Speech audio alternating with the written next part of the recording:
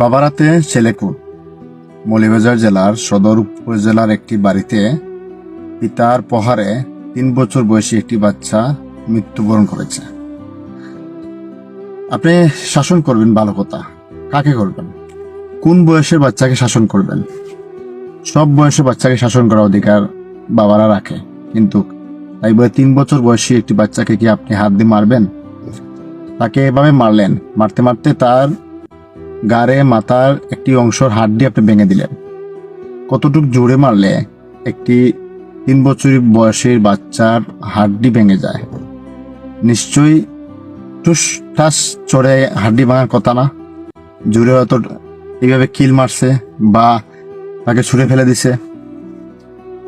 আপনি বাবা হিসাবে তাকে মারলেন, কিন্তু এমন মারলেন পরে সেই সন্তানকে আপনি আর করে নিতে পারলেন না। আপনি হয়ে গেলেন বাবার থেকে এখন আপনি আসামি হয়ে গেলেন, আপনার সন্তানের খুনি হয়ে গেলেন। আব্বাস আলী যে মৃত্যু মুখে ঠেলে দিয়েছে সন্তানকে, সেই পিতার নাম আছে আব্বাস আলী। বাড়ি হচ্ছে কমলগঞ্জ উপজেলার কাটালকান্দি গ্রামে। কর্মক্ষেত্র হিসাবে মৌলভীবাজার সদর ইউনিয়নের একটি গ্রামে উনি থাকেন, তো স্বামী স্ত্রী সন্তান নিয়ে। সেইখানে ছেলে দুষ্টামি করছে, সেই দুষ্টামিকে শাসন করতে গিয়ে বাবা এমনভাবে আঘাত করেছেন, সস্ত না।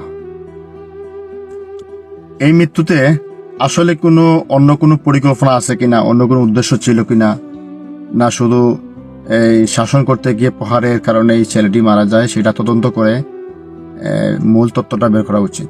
তাহলে মূল ঘটনা বের হলে আসামি যথাযথ শাস্তি প্রদান করতে সক্ষম হবেন।